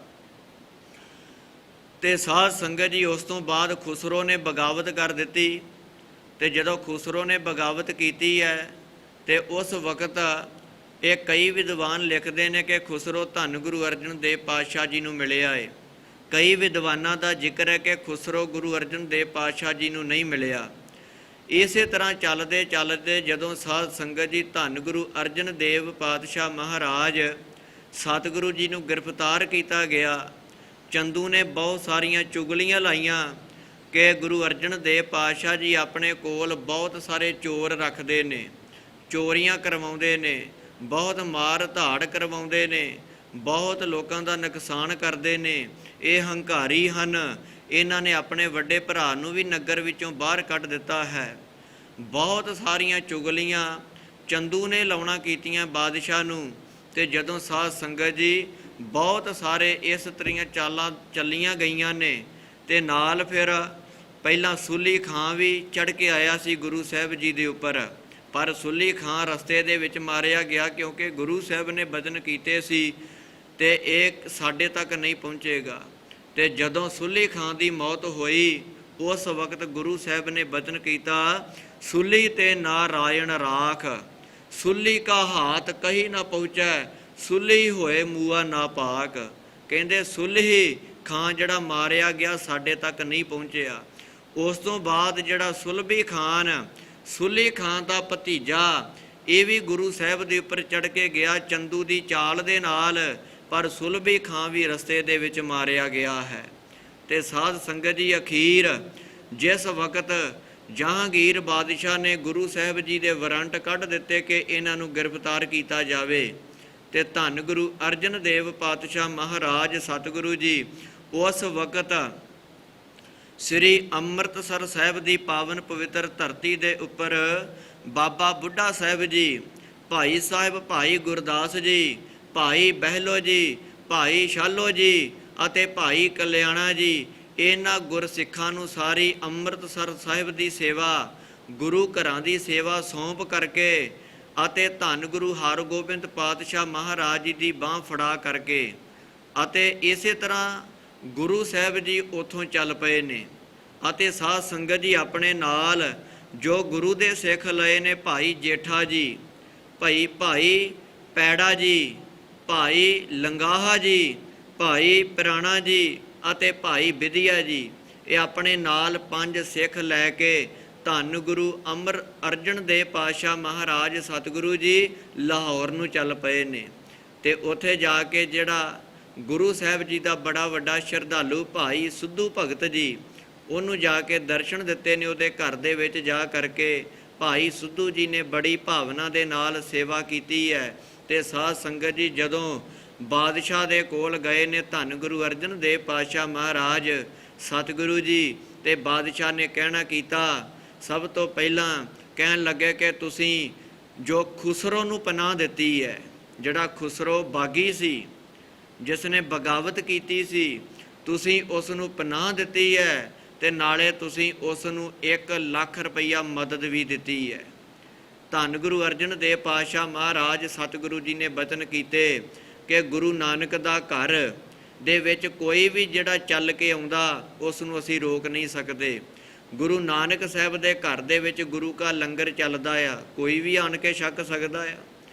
ਕਹਿਣ ਲੱਗੇ ਕਿ ਨਹੀਂ, ਅਸੀਂ ਉਸ ਨੂੰ ਕੋਈ 2 ਲੱਖ ਰੁਪਈਆ ਨਹੀਂ ਦਿੱਤਾ, ਵਾਹਿਗੁਰੂ 1 ਲੱਖ ਰੁਪਈਆ ਨਹੀਂ ਦਿੱਤਾ, ਕਿਉਂਕਿ ਜਿਹੜੀ ਗੁਰੂ ਘਰ ਦੇ ਵਿੱਚ ਮਾਇਆ ਆਉਂਦੀ ਹੈ ਸੰਗਤਾਂ ਦੀ, ਉਹ ਗੁਰੂ ਕੇ ਲੰਗਰਾਂ ਦੇ ਵਿੱਚ ਚੱਲਦੀ ਹੈ, ਗੁਰੂ ਦੀਆਂ ਇਮਾਰਤਾਂ ਦੇ ਵਿੱਚ ਲੱਗਦੀ ਹੈ, ਤੇ ਅਸੀਂ ਇਸ ਨੂੰ ਕੋਈ ਪੈਸਾ ਕਿਸੇ ਨੂੰ ਇਸ ਤਰ੍ਹਾਂ ਨਹੀਂ ਦਿੰਦੇ ਗੁਰੂ ਦੀਆਂ ਸੰਗਤਾਂ ਦਾ। ਅਤੇ ਸਾਧ ਸੰਗਤ ਜੀ ਬਾਦਸ਼ਾਹ ਨੇ ਆਖਿਆ ਕਿ ਤੁਸੀਂ 1 ਲੱਖ ਰੁਪਈਆ ਖੁਸਰੋ ਨੂੰ ਦਿੱਤਾ ਤੇ ਤੁਹਾਨੂੰ 2 ਲੱਖ ਰੁਪਈਆ ਹੁਣ ਜੁਰਮਾਨਾ ਦੇਣਾ ਪਵੇਗਾ। ਤੇ ਗੁਰੂ ਸਾਹਿਬ ਜੀ ਕਹਿਣ ਲੱਗੇ ਕਿ ਜੁਰਮਾਨਾ ਉਹ ਲੋਕ ਦਿੰਦੇ ਨੇ ਜਿਨ੍ਹਾਂ ਨੇ ਕੋਈ ਪਾਪ ਕੀਤਾ ਹੋਵੇ, ਜਿਨ੍ਹਾਂ ਨੇ ਕੋਈ ਗੁਨਾਹ ਕੀਤਾ ਹੋਵੇ, ਜੁਰਮਾਨਾ ਉਹਨਾਂ ਨੂੰ ਹੁੰਦਾ ਆ। ਤੇ ਅਸੀਂ ਕੋਈ ਗੁਨਾਹ ਨਹੀਂ ਕੀਤਾ ਕਿ ਜਿਸ ਕਰਕੇ ਸੰਗਤਾਂ ਦੀ ਮਾਇਆ ਜਿਹੜੀ ਹੈ ਜੁਰਮਾਨੇ ਦੇ ਰੂਪ ਵਿੱਚ ਤੁਹਾਨੂੰ ਦਈਏ ਕਿ ਅਸੀਂ ਇਹ ਜੁਰਮਾਨਾ ਨਹੀਂ ਦੇਣਾ। ਉਸ ਵਕਤ ਬਾਦਸ਼ਾਹ ਨੇ ਹੋਰ ਵੀ ਬਹੁਤ ਸਾਰੀਆਂ ਗੱਲਾਂ ਜਿਹੜੀਆਂ ਕੀਤੀਆਂ ਨੇ ਕਿ ਤੁਸੀਂ ਧੰਨ ਸ੍ਰੀ ਗੁਰੂ ਗ੍ਰੰਥ ਸਾਹਿਬ ਜੀ ਦੇ ਵਿੱਚ ਜੋ ਮੁਹੰਮਦ ਸਾਹਿਬ ਦੀ ਸਿਫਤ ਲਿਖੋ, 2 ਪੰਕਤੀਆਂ ਵਿੱਚ ਲਿਖੋ। ਤੇ ਗੁਰੂ ਅਰਜਨ ਦੇਵ ਪਾਤਸ਼ਾਹ ਮਹਾਰਾਜ ਜੀ ਨੇ ਬਚਨ ਕੀਤੇ ਕਿ ਨਹੀਂ, ਗੁਰੂ ਗ੍ਰੰਥ ਸਾਹਿਬ ਜੀ ਦੇ ਵਿੱਚ ਉਸ ਅਕਾਲ ਪੁਰਖ ਪਰਮਾਤਮਾ ਦੀ ਵਡਿਆਈ ਕੀਤੀ ਹੈ, ਤੇ ਜੋ ਵੀ ਲਿਖਿਆ ਉਸ ਪਰਮਾਤਮਾ ਦੇ ਹੁਕਮ ਦੇ ਨਾਲ ਲਿਖਿਆ ਹੈ। ਅਸੀਂ ਹੁਣ ਕੁਝ ਵੀ ਇਹਦੇ ਵਿੱਚ ਵਾਧ ਘਾਟ ਨਹੀਂ ਕਰ ਸਕਦੇ। ਅਤੇ ਸਾਧ ਸੰਗਤ ਜੀ ਜੋ ਤੁਝਕੇ ਜਹਾਂਗੀਰੀ ਦੇ ਵਿੱਚ ਜਹਾਂਗੀਰ ਨੇ ਜੋ ਲਿਖਣਾ ਕੀਤਾ ਕਿ ਧੰਨ ਗੁਰੂ ਅਰਜਨ ਦੇਵ ਪਾਤਸ਼ਾਹ ਮਹਾਰਾਜ ਜੀ ਨੂੰ ਸਖਤ ਤੋਂ ਸਖਤ ਕਸ਼ਟ ਦੇ ਕੇ, ਤਸੀਹੇ ਦੇ ਕੇ ਇਹਨਾਂ ਨੂੰ ਮਾਰਿਆ ਜਾਵੇ, ਇਹਨਾਂ ਨੂੰ ਸ਼ਹੀਦ ਕੀਤਾ ਜਾਵੇ, ਤੁਝਕੇ ਜਹਾਂਗੀਰੀ ਦੇ ਵਿੱਚ ਲਿਖਿਆ ਹੈ। ਇਹ ਅਸੀਂ ਚੰਦੂ ਨੂੰ ਮੰਨ ਲੈਂਦੇ ਕਿ ਚੰਦੂ ਦੇ ਕਰਕੇ ਸ਼ਹੀਦੀ ਹੋਈ, ਹਾਂ ਉਸਨੇ ਆਪਣਾ ਵੈਰ ਜ਼ਰੂਰ ਕੱਢਿਆ ਏ, ਪਰ ਜਿਹੜਾ ਹੁਕਮ ਇਹ ਬਾਦਸ਼ਾਹ ਦਾ ਸੀ, ਕਿਉਂਕਿ ਜੋ ਇਸ ਨੇ ਕਰਾਰ ਕੀਤਾ ਅਹਿਮਦ ਸਰਹੰਦੀ ਪੀਰ ਦੇ ਨਾਲ ਕਿ ਗੁਰੂ ਨਾਨਕ ਦੇ ਘਰ ਨੂੰ ਖਤਮ ਕਰਨਾ ਆ, ਤੇ ਉਹ ਜਿਹੜਾ ਕਰਾਰ ਹੈ ਨਾ, ਇਹ ਬਾਦਸ਼ਾਹ ਜਹਾਂਗੀਰ ਉਸ ਕਰਾਰ ਨੂੰ ਨਿਭਾ ਰਿਹਾ ਹੈ। ਤੇ ਬਾਦਸ਼ਾਹ ਜਹਾਂਗੀਰ ਵੀ ਬੜਾ ਰਾਜਨੀਤਕ ਹੈ। ਇਸ ਨੇ ਦੇਖਿਆ ਕਿ ਰੌਲਾ ਨਾ ਪੈ ਜਾਵੇ ਕਿ ਬਾਦਸ਼ਾਹ ਦੇ ਹੁਕਮ ਦੇ ਨਾਲ ਗੁਰੂ ਅਰਜਨ ਦੇਵ ਜੀ ਨੂੰ ਸ਼ਹੀਦ ਕੀਤਾ ਗਿਆ ਆ। ਇਸ ਬਾਦਸ਼ਾਹ ਨੇ ਚੰਦੂ ਨੂੰ ਆਪਣੇ ਕੋਲ ਬੁਲਾ ਕੇ ਉਹਦੇ ਕੰਨ ਦੇ ਵਿੱਚ ਕਹਿਣਾ ਕੀਤਾ ਕਿ ਗੁਰੂ ਅਰਜਨ ਦੇਵ ਮਹਾਰਾਜ ਜੀ ਨੂੰ ਸਖਤ ਤੋਂ ਸਖਤ ਤਸੀਹੇ ਦੇ ਕੇ, ਕਸ਼ਟ ਦੇ ਕੇ ਇਹਨਾਂ ਨੂੰ ਸ਼ਹੀਦ ਕਰ ਦਿੱਤਾ ਜਾਵੇ, ਮਾਰ ਦਿੱਤਾ ਜਾਵੇ, ਇਹ ਰਹਿਣੇ ਨਹੀਂ ਚਾਹੀਦੇ। ਤੇ ਸਾਧ ਸੰਗਤ ਜੀ ਜਹਾਂਗੀਰ ਬਾਦਸ਼ਾਹ ਇਹ ਕੰਨ ਦੇ ਵਿੱਚ ਹੁਕਮ ਦੇ ਕੇ ਤੇ ਆਪ ਅਗਲੇ ਦਿਨ ਸਿੰਧ ਨੂੰ ਚਲਾ ਗਿਆ ਆ ਕਿ ਸਾਰੀ ਗੱਲ ਮੇਰੇ ਤੇ ਨਾ ਆਵੇ। ਤੇ ਇਹ ਅਸੀਂ ਕਹਾਂਗੇ ਕਿ ਚੰਦੂ ਦੇ ਨਾਲ ਇਹਨਾਂ ਦੀ ਅਣਬਣ ਸੀ, ਝਗੜਾ ਚੱਲਦਾ ਸੀ। ਤੇ ਸਾਧ ਸੰਗਤ ਜੀ ਮਗਰੋਂ ਹੁਣ ਚੰਦੂ ਨੇ ਆਪਣਾ ਵੀ ਵੈਰ ਕੱਢਿਆ ਗੁਰੂ ਅਰਜਨ ਦੇਵ ਜੀ ਨੂੰ ਅਤੇ 5 ਸਿੱਖਾਂ ਨੂੰ ਆਪਣੇ ਘਰ ਵਿੱਚ ਲੈ ਗਿਆ। 5 ਸਿੱਖਾਂ ਨੂੰ ਡਿਓੜੀ ਦੇ ਵਿੱਚ ਕੈਦ ਕਰ ਦਿੱਤਾ, ਗੁਰੂ ਸਾਹਿਬ ਜੀ ਨੂੰ ਅੱਗੇ ਹਵੇਲੀ ਦੇ ਵਿੱਚ ਕੈਦ ਕਰ ਦਿੱਤਾ। ਤੇ ਸਭ ਤੋਂ ਪਹਿਲਾਂ ਸਾਧ ਸੰਗਤ ਜੀ ਗੁਰੂ ਸਾਹਿਬ ਜੀ ਨੂੰ ਇਸ ਨੇ ਕਹਿਣਾ ਕੀਤਾ ਕਿ ਤੁਸੀਂ ਇਸਲਾਮ ਨੂੰ ਕਬੂਲ ਕਰ ਲਵੋ ਤੇ ਨਾਲ ਤੁਸੀਂ ਜਿਹੜਾ 2 ਲੱਖ ਰੁਪਈਆ ਜੁਰਮਾਨਾ ਹੈ ਉਹ ਵੀ ਤੁਸੀਂ ਦੇਣਾ ਕਰੋ ਤੇ ਨਾਲ ਸ੍ਰੀ ਗੁਰੂ ਗ੍ਰੰਥ ਸਾਹਿਬ ਜੀ ਦੇ ਵਿੱਚ ਮੁਹੰਮਦ ਸਾਹਿਬ ਦੀ ਜਿਹੜੀ ਸਿਫਤ ਹੈ ਉਹ ਲਿਖੋ। ਜੇ ਤੁਸੀਂ ਇਹ ਸਾਰਾ ਕੁਝ ਕਰਦੇ ਜੇ ਤੁਹਾਡੀ ਜਾਨ ਬਖਸ਼ੀ ਜਾ ਸਕਦੀ ਹੈ, ਤੁਹਾਡਾ 2 ਲੱਖ ਜੁਰਮਾਨਾ ਮਾਫ ਹੋ ਸਕਦਾ ਆ। ਇਸ ਪ੍ਰਕਾਰ ਸਾਧ ਸੰਗਤ ਜੀ ਚੰਦੂ ਨੇ ਇਹ ਗੱਲਾਂ ਗੁਰੂ ਅਰਜਨ ਦੇਵ ਮਹਾਰਾਜ ਜੀ ਨੂੰ ਕੀਤੀਆਂ, ਪਰ ਧੰਨ ਗੁਰੂ ਅਰਜਨ ਦੇਵ ਪਾਤਸ਼ਾਹ ਮਹਾਰਾਜ ਸਤਿਗੁਰੂ ਜੀ ਉਹਨਾਂ ਨੇ ਇਨਕਾਰ ਕਰ ਦਿੱਤਾ, ਕਹਿਣ ਲੱਗੇ ਕਿ ਅਸੀਂ ਇਸਲਾਮ ਨੂੰ ਕਬੂਲ ਨਹੀਂ ਕਰਾਂਗੇ। ਦੂਜੇ ਨੰਬਰ ਤੇ ਜੁਰਮਾਨਾ ਅਸੀਂ ਨਹੀਂ ਦੇਵਾਂਗੇ ਤੇ ਤੀਜੇ ਨੰਬਰ ਤੇ ਗੁਰੂ ਗ੍ਰੰਥ ਸਾਹਿਬ ਜੀ ਦੇ ਵਿੱਚ ਅਸੀਂ ਹੋਰ ਕੋਈ ਵੀ ਵਾਦ ਘਾਟ ਨਹੀਂ ਕਰ ਸਕਦੇ। ਜੋ ਕੁਝ ਵੀ ਵਿੱਚ ਲਿਖਿਆ ਗਿਆ ਹੈ ਉਹ ਪੂਰਾ ਲਿਖਿਆ ਹੈ, ਹੁਣ ਅਸੀਂ ਇਹਦੇ ਵਿੱਚ ਕੋਈ ਵਾਦ ਘਾਟ ਨਹੀਂ ਕਰ ਸਕਦੇ। ਤੇ ਸਾਧ ਸੰਗਤ ਜੀ ਚੰਦੂ ਗੁੱਸੇ ਦੇ ਵਿੱਚ ਆਇਆ ਤੇ ਗੁੱਸੇ ਦੇ ਵਿੱਚ ਆਣ ਕੇ ਉਸ ਨੇ ਹੁਕਮ ਦੇ ਦਿੱਤਾ ਕਿ ਇਹਨਾਂ ਨੂੰ ਖਾਣ ਪੀਣ ਦੇ ਲਈ ਕੁਛ ਨਾ ਦਿੱਤਾ ਜਾਵੇ, ਇਹਨਾਂ ਨੂੰ ਖਾਣ ਪੀਣ ਦੇ ਲਈ ਕੁਛ ਨਾ ਦਿੱਤਾ ਜਾਵੇ। ਤੇ ਸਾਧ ਸੰਗਤ ਜੀ ਨਾ ਪਾਣੀ ਨਾ ਪ੍ਰਸ਼ਾਦਾ, ਤੇ ਚੰਦੂ ਇਹ ਕਹਿ ਕੇ ਚਲਾ ਗਿਆ। ਤੇ ਜਦੋਂ ਅਗਲੇ ਦਿਨ ਆਇਆ ਤੇ ਧੰਨ ਗੁਰੂ ਅਰਜਨ ਦੇਵ ਪਾਤਸ਼ਾਹ ਮਹਾਰਾਜ ਅਡੋਲ ਬੈਠੇ ਨੇ ਤੇ ਦੇਖ ਕਰਕੇ ਬਹੁਤ ਦੁਖੀ ਹੋਇਆ ਕਿ ਇਹਨਾਂ ਦੇ ਉੱਪਰ ਕੋਈ ਵੀ ਅਸਰ ਨਹੀਂ ਹੈ। ਉਸ ਵਕਤ ਚੰਦੂ ਨੇ ਹੁਕਮ ਦਿੱਤਾ ਕਿ ਗੁਰੂ ਅਰਜਨ ਦੇਵ ਮਹਾਰਾਜ ਜੀ ਦੇ ਉੱਤੇ ਹੋਰ ਕਸ਼ਟ ਦਿੱਤਾ ਜਾਵੇ, ਇਹਨਾਂ ਨੂੰ ਭੁੱਖ ਦੇ ਨਾਲ ਨਾਲ ਇਹਨਾਂ ਨੂੰ ਹੁਣ ਇਹਨਾਂ ਦੇ ਸਰੀਰ ਦੇ ਉੱਪਰ ਗਰਮ ਕਰਕੇ ਰੇਤਾ ਪਾਇਆ ਜਾਵੇ। ਤੇ ਸਾਧ ਸੰਗਤ ਜੀ ਨਾ ਪ੍ਰਸ਼ਾਦਾ ਦਿੱਤਾ ਛਕਣ ਵਾਸਤੇ, ਨਾ ਪਾਣੀ ਪੀਣ ਵਾਸਤੇ ਦਿੱਤਾ ਤੇ ਨਾ ਹੀ ਆਰਾਮ ਕਰਨ ਦਿੱਤਾ, ਉਹ ਨਿੰਦਰੇ ਦੇ ਵਿੱਚ ਰੱਖਿਆ ਤੇ ਹੁਣ ਉੱਪਰੋਂ ਸਰੀਰ ਦੇ ਉੱਪਰ ਗਰਮ ਕਰਕੇ ਰੇਤਾ ਪਾਇਆ ਜਾ ਰਿਹਾ ਹੈ। ਤੇ ਗੁਰੂ ਸਾਹਿਬ ਜੀ ਭਾਣੇ ਦੇ ਵਿੱਚ ਬੈਠੇ ਨੇ। ਅਗਲੇ ਦਿਨ ਚੰਦੂ ਆਇਆ ਤੇ ਗੁਰੂ ਸਾਹਿਬ ਜੀ ਫਿਰ ਅਡੋਲ ਬੈਠੇ ਨੇ ਤੇ ਉਸ ਵਕਤ ਚੰਦੂ ਦੁਖੀ ਹੋਇਆ। ਇਸ ਨੇ ਹੁਕਮ ਕੀਤਾ ਕਿ ਇਹਨਾਂ ਨੂੰ ਤੱਤੀ ਲੋਹ ਤੇ ਬਿਠਾਇਆ ਜਾਵੇ। ਧੰਨ ਗੁਰੂ ਅਰਜਨ ਦੇਵ ਪਾਤਸ਼ਾਹ ਮਹਾਰਾਜ ਜੀ ਨੂੰ ਤੱਤੀ ਲੋਹ ਤੇ ਬਿਠਾਇਆ ਗਿਆ ਅਤੇ ਸਰੀਰ ਦੇ ਉੱਪਰ ਗਰਮ ਕਰਕੇ ਰੇਤਾ ਪਾਈ ਗਈ ਤੇ ਰੇਤਾ ਇਹੋ ਜਿਹੀ ਪਾਈ ਗਈ ਉਸ ਦੇ ਵਿੱਚ ਦਾਣੇ ਵੀ ਪੁੱਜ ਸਕਦੇ ਸੀ। ਤੇ ਜਦੋਂ ਰੇਤਾ ਪਾਈ ਹੈ ਤੱਤੀ ਤਵੀ ਤੇ ਬਿਠਾਇਆ ਤੇ ਸਾਧ ਸੰਗਤ ਜੀ ਸਾਰਾ ਸਰੀਰ ਛਾਲਿਆਂ ਦੇ ਨਾਲ ਭਰ ਗਿਆ ਹੈ। ਤੇ ਧੰਨ ਗੁਰੂ ਅਰਜਨ ਦੇਵ ਪਾਤਸ਼ਾਹ ਮਹਾਰਾਜ ਸਤਿਗੁਰੂ ਜੀ ਫਿਰ ਅਡੋਲ ਅਵਸਥਾ ਦੇ ਵਿੱਚ ਬੈਠੇ ਹੋਏ ਨੇ ਸਤਿਗੁਰੂ ਜੀ। ਤੇ ਚੰਦੂ ਫਿਰ ਆਇਆ ਤੇ ਉਸਨੇ ਹੁਕਮ ਦੇ ਦਿੱਤਾ ਕਿ ਇਹਨਾਂ ਨੂੰ ਉਬਲਦੇ ਹੋਏ ਪਾਣੀ ਦੇ ਵਿੱਚ ਬਿਠਾਇਆ ਜਾਵੇ, ਉਬਾਲੇ ਦਿੱਤੇ ਜਾਣ। ਧੰਨ ਗੁਰੂ ਅਰਜਨ ਦੇਵ ਪਾਤਸ਼ਾਹ ਮਹਾਰਾਜ ਸਤਿਗੁਰੂ ਜੀ ਨੂੰ ਫਿਰ ਉਬਲਦੇ ਹੋਏ ਪਾਣੀ ਦੇ ਵਿੱਚ ਬਿਠਾਇਆ ਗਿਆ ਤੇ ਬਹੁਤ ਸਾਰੀ ਅੱਗ ਬਾਲੀ ਗਈ ਹੈ। ਪਾਣੀ ਦੇ ਵਿੱਚ ਬਿਠਾ ਦਿੱਤਾ ਗਿਆ। ਸਤਿਗੁਰੂ ਜੀ ਦਾ ਸਾਰਾ ਸਰੀਰ ਛਾਲਿਆਂ ਦੇ ਨਾਲ ਭਰ ਗਿਆ ਹੈ। ਬਹੁਤ ਜ਼ਿਆਦਾ ਇਹ ਦੁਸ਼ਟ ਜਿਹੜੇ ਨੇ ਕਸ਼ਟ ਦੇ ਰਹੇ ਨੇ। ਤੇ ਸਾਧ ਸੰਗਤ ਜੀ ਇਹ ਕੱਲਾ ਕਸ਼ਟ ਇਹ ਕੱਲਾ ਚੰਦੂ ਆਪਣੀ ਮਰਜ਼ੀ ਦੇ ਨਾਲ ਨਹੀਂ ਦੇ ਰਿਹਾ, ਇਹ ਬਾਦਸ਼ਾਹ ਦਾ ਹੁਕਮ ਸੀ ਤੇ ਹੁਕਮ ਨੂੰ ਮੰਨਦਾ ਹੋਇਆ ਇਹ ਚੰਦੂ ਨਾਲ ਆਪਣਾ ਵੀ ਵੈਰ ਕੱਢ ਰਿਹਾ ਹੈ। ਤੇ ਸਾਧ ਸੰਗਤ ਜੀ ਜਿਹੜੀ ਸਮੇਂ ਦੀ ਹਕੂਮਤ ਸੀ, ਇਹ ਜਹਾਂਗੀਰ ਬਾਦਸ਼ਾਹ ਸੀ, ਇਹ ਵੀ ਧੰਨ ਗੁਰੂ ਅਰਜਨ ਦੇਵ ਪਾਤਸ਼ਾਹ ਮਹਾਰਾਜ ਜੀ ਨੂੰ ਖਤਮ ਕਰਨਾ ਚਾਹੁੰਦਾ ਆ, ਜੋ ਇਸ ਨੇ ਅਹਿਮਦ ਸਰਹੰਦੀ ਦੇ ਨਾਲ ਕਰਾਰ ਕੀਤਾ ਆ। ਬਹੁਤ ਸਾਰੇ ਇਸ ਪ੍ਰਕਾਰ ਸਾਧ ਸੰਗਤ ਜੀ ਜਿਹੜੇ ਤਸੀਹੇ ਗੁਰੂ ਅਰਜਨ ਦੇਵ ਪਾਤਸ਼ਾਹ ਮਹਾਰਾਜ ਸਤਿਗੁਰੂ ਜੀ ਨੂੰ ਦਿੱਤੇ ਜਾ ਰਹੇ ਨੇ। ਤੇ ਉਸ ਵਕਤ ਗੁਰੂ ਅਰਜਨ ਦੇਵ ਪਾਤਸ਼ਾਹ ਮਹਾਰਾਜ ਜੀ ਦੇ ਕੋਲ ਸਾਈਂ ਮੀਆਂ ਮੀਰ ਜੀ ਆਏ ਨੇ। ਜਦੋਂ ਆਏ ਨੇ ਤੇ ਅੱਖਾਂ ਦੇ ਵਿੱਚੋਂ ਵੈਰਾਗ, ਬਹੁਤ ਦਿਲ ਦੁਖੀ ਹੋ ਰਿਹਾ ਕਿ ਸਾਡੀ ਸੱਚੀ ਸਰਕਾਰ ਗੁਰੂ ਅਰਜਨ ਦੇਵ ਪਾਤਸ਼ਾਹ ਮਹਾਰਾਜ ਜਿਨ੍ਹਾਂ ਨੇ ਕਦੀ ਵੀ ਕਿਸੇ ਨੂੰ ਕੋਈ ਗਲਤ ਨਹੀਂ ਬੋਲਿਆ, ਕਦੀ ਵੀ ਗੁੱਸੇ ਦੇ ਵਿੱਚ ਆਣ ਕੇ ਕੋਈ ਬਚਨ ਨਹੀਂ ਕੀਤਾ ਤੇ ਗੁਰੂ ਸਾਹਿਬ ਜੀ ਨੇ ਕਦੀ ਕਿਸੇ ਨੂੰ ਆਪਣਾ ਦੁਸ਼ਮਣ ਨਹੀਂ ਸਮਝਿਆ। ਇਥੋਂ ਤੱਕ ਬਚਨ ਸਭ ਕੋ ਮੀਤ ਹਮ ਆਪਨ ਕੀਨਾ, ਸਾਰਿਆਂ ਨੂੰ ਆਪਣਾ ਮਿੱਤਰ ਬਣਾਇਆ। ਤੇ ਧੰਨ ਗੁਰੂ ਅਰਜਨ ਦੇਵ ਪਾਤਸ਼ਾਹ ਮਹਾਰਾਜ ਸਤਿਗੁਰੂ ਜੀ ਦੇ ਉੱਪਰ ਇੰਨਾ ਕਹਿਰ ਢਾਇਆ ਜਾ ਰਿਹਾ। ਤੇ ਸਾਈਂ ਮੀਆਂ ਮੀਰ ਜੀ ਕਹਿੰਦੇ ਮਹਾਰਾਜ ਮੈਨੂੰ ਹੁਕਮ ਦਿਓ, ਮੈਂ ਇਸ ਦਿੱਲੀ ਅਤੇ ਲਾਹੌਰ ਦੀ ਇੱਟ ਦੇ ਨਾਲ ਇੱਟ ਵਜਾ ਦਿਆਂ। ਇਹ ਤੇ ਗੁਰੂ ਸਾਹਿਬ ਦੇ ਭਾਣੇ ਨੂੰ, ਪਰਮਾਤਮਾ ਦੇ ਅਕਾਲ ਪੁਰਖ ਦੇ ਭਾਣੇ ਨੂੰ ਮੰਨਣਾ ਪੈਣਾ ਆ। ਤੇ ਅਰਦਾਸ ਬੇਨਤੀ ਕਰੋ ਕਿ ਅਸੀਂ ਉਸ ਅਕਾਲ ਪੁਰਖ ਪਰਮਾਤਮਾ ਦੇ ਭਾਣੇ ਦੇ ਵਿੱਚ ਪੂਰੇ ਉਤਰ ਜਾਈਏ। ਇਸ ਪ੍ਰਕਾਰ ਸਾਧ ਸੰਗਤ ਜੀ ਧੰਨ ਗੁਰੂ ਅਰਜਨ ਦੇਵ ਪਾਤਸ਼ਾਹ ਮਹਾਰਾਜ ਸਤਿਗੁਰੂ ਜੀ ਤਤੀ ਤਵੀ ਤੇ ਬੈਠੇ ਨੇ। ਉਬਲਦੇ ਹੋਏ ਪਾਣੀ ਦੇ ਵਿੱਚ ਸਤਿਗੁਰੂ ਜੀ ਉਬਾਲੇ ਖਾ ਰਹੇ ਨੇ। ਜਿਵੇਂ ਅਸੀਂ ਪਾਣੀ ਦੇ ਵਿੱਚ ਆਲੂ ਉਬਾਲੇ ਜਾਂਦੇ ਨੇ, ਇਸ ਤਰ੍ਹਾਂ ਸਾਧ ਸੰਗਤ ਜੀ ਤਸੀਹੇ ਦਿੱਤੇ ਜਾ ਰਹੇ ਨੇ। ਤੇ ਸਾਧ ਸੰਗਤ ਜੀ ਬਹੁਤ ਜ਼ਿਆਦਾ ਕਹਿਰ ਢਾਇਆ ਜਾ ਰਿਹਾ। ਤੇ ਗੁਰੂ ਸਾਹਿਬ ਜੀ ਬਚਨ ਕਰ ਰਹੇ ਨੇ, ਤੇਰਾ ਕੀਆ ਮੀਠਾ ਲਾਗੈ ਹਰ ਨਾਮ ਪਦਾਰਥ ਨਾਨਕ ਮੰਗੈ। ਕਿ ਉਸ ਪਰਮਾਤਮਾ ਦੇ ਭਾਣੇ ਨੂੰ ਮਿੱਠਾ ਕਰਕੇ ਮੰਨ ਰਹੇ ਨੇ। ਅਕਾਲ ਪੁਰਖ ਪਰਮਾਤਮਾ ਵਾਹਿਗੁਰੂ ਦੇ ਹੁਕਮ ਦੇ ਵਿੱਚ ਚੱਲ ਰਹੇ ਨੇ। ਇਸ ਪ੍ਰਕਾਰ ਸਾਧ ਸੰਗਤ ਜੀ ਸਤਿਗੁਰੂ ਜੀ ਆਪਣੇ ਸਰੀਰ ਦੇ ਉੱਪਰ ਅਕਹਿ ਜਿਹੜੇ ਕਸ਼ਟ ਸਹਾਰ ਰਹੇ ਨੇ, ਕਸ਼ਟ ਝੱਲ ਰਹੇ ਨੇ। ਤੇ ਉਸ ਵਕਤ ਜੋ ਸਾਈਂ ਮੀਆਂ ਮੀਰ ਜੀ ਕੋਲੇ ਆਏ ਨੇ ਤੇ ਜੋ ਆਣ ਕੇ ਜਿਹੜੇ ਬਚਨ ਬਿਲਾਸ ਹੋਏ ਨੇ, ਤੇ ਸਾਧ ਸੰਗਤ ਜੀ ਕਿਸੇ ਕਵੀ ਨੇ ਬੜੀਆਂ ਸੋਹਣੀਆਂ ਜਿਹੜੀਆਂ ਸਤਰਾਂ ਲਿਖਣਾ ਕੀਤੀਆਂ ਨੇ।